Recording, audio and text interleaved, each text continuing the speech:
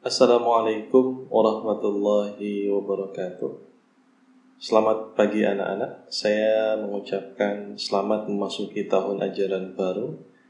Semoga semuanya selalu dalam keadaan sehat walafiat dan selalu dalam lindungan Allah Subhanahu wa Ta'ala.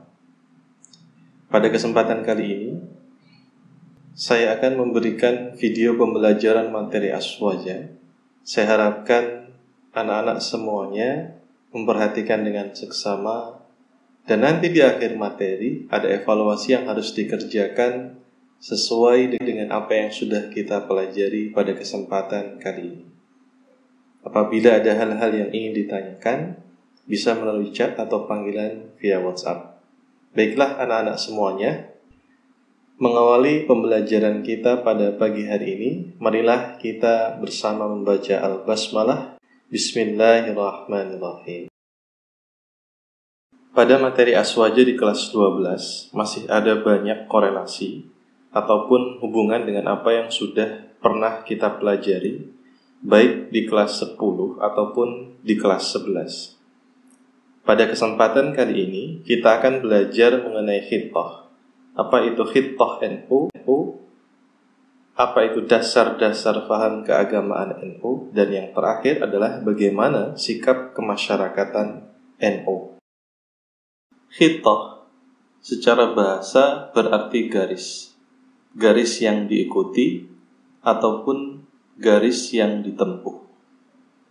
Sedangkan khittah NU berarti landasan berpikir, bersikap dan bertindak warga NU, baik secara perorangan ataupun organisasi. Lantas, apa yang menjadi landasan daripada khittah NU ini? Landasan khittah NU sendiri adalah faham Islam Ahlus Sunnah wal Jamaah. Berikutnya, dasar-dasar faham NU. NU mendasarkan faham keagamaan kepada sumber ajaran agama Islam sebagai berikut. Yang pertama adalah Al-Quran, yang kedua adalah Sunnah, yang ketiga adalah Al-Ijma', dan yang keempat adalah Al-Qiyas.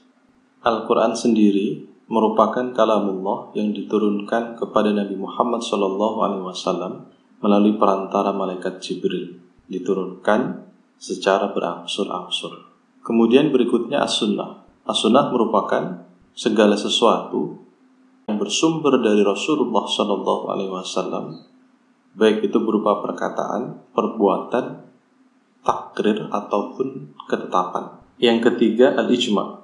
Ijma' merupakan kesepakatan para ulama dalam menetapkan suatu hukum dalam agama berdasarkan Al-Quran dan hadis dalam suatu masalah. Contoh hukum Islam berdasarkan ijma', salah satu di antaranya adalah upaya pembukuan Al-Quran pada masa Khalifah Abu Bakar As-Siddiq. Kemudian yang terakhir, Al-Qiyas, menetapkan suatu hukum dan perkara yang baru yang belum ada pada masa sebelumnya, namun memiliki kesamaan dalam sebab, manfaat, dan berbagai aspek dengan perkara terdahulu, sehingga dihukumi sama. Contoh daripada qiyas yaitu diperbolehkannya berzakat dengan menggunakan beras, dikiaskan dari diperbolehkannya zakat dengan menggunakan gandum. Kenapa? Karena ada kesamaan sebab. Apa itu? Sebabnya adalah keduanya merupakan makanan pokok suatu daerah, sehingga keduanya diperbolehkan dijadikan alat untuk. Kemudian timbul pertanyaan, bagaimanakah memahami ataupun menafsirkan Islam dari sumber-sumbernya tersebut. Dalam memahami ataupun menafsirkan Islam dari sumber-sumbernya, Nahdlatul Ulama mengikuti faham Ahlus Sunnah wal Jamaah dan menggunakan jalan pendekatan madhab. Ulama-ulama yang menjadi rujukan NU dalam bidang akidah, fikih, dan juga tasawuf. Yang pertama dalam bidang akidah, NU merujuk kepada Imam Abu Hasan al-Asy'ari, Imam Abu Mansur al-Maturidi. Sedangkan di dalam bidang fikih, Nahdlatul Ulama mengikuti jalan pendekatan al-madhab kepada salah satu madhab Imam Abu Hanifah an-Nu'man, Imam Malik bin Anas, Imam Muhammad bin Idris asy-Syafi'i, dan Imam Ahmad bin Hanbal. Terakhir, di bidang tasawuf, Nahdlatul Ulama mengikuti antara lain Imam Al-Junaid Al-Baghdadi dan Imam Al-Ghazali. Sikap kemasyarakatan Nahdlatul Ulama. Dasar-dasar faham keagamaan Nahdlatul Ulama menumbuhkan sikap kemasyarakatan yang bercirikan pada sikap-sikap berikut: sikap tawasud, sikap tasamuh, sikap tawazun, dan amar ma'ruf nahi mungkar. Tawasud ataupun iktidal berarti moderat dan berlaku adil dan lurus di tengah-tengah kehidupan bersama. Contohnya, seorang muslim tidak bersikap ekstrim dalam menyebarkan ajaran Ahlus Sunnah wal Jamaah, tidak mudah mengkafirkan sesama muslim karena perbedaan pemahaman keagamaan. Sikap berikutnya, tasamuh, berarti toleran terhadap perbedaan pandangan. Contohnya, seorang muslim menolong tetangganya yang sedang terdampak bencana meskipun tetangganya itu adalah seorang non-muslim. Sikap berikutnya adalah sikap tawazun, yang berarti seimbang dalam berkhidmah, baik khidmah kepada Allah ataupun kepada sesama manusia.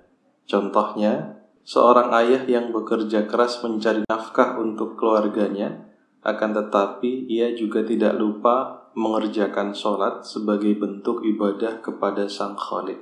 Dan sikap yang terakhir, amar ma'ruf nahi mungkar, yang berarti mendorong perbuatan baik dan menolak perbuatan yang buruk.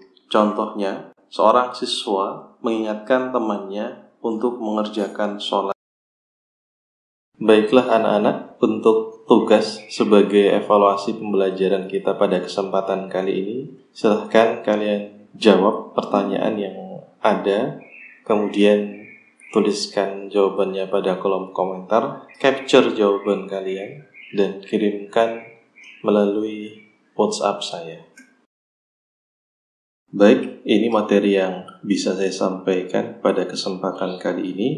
Sebelum kita mengakhiri pembelajaran kita, saya sampaikan pada anak-anak semuanya untuk selalu berpegang teguh terhadap ajaran Islam Ahlus Sunnah wal Jamaah, kerjakan sholat, dan selalu menjaga kesehatan. Mari kita tutup pelajaran kita dengan bersama membaca Alhamdulillahirabbil alamin. Wassalamualaikum warahmatullahi wabarakatuh.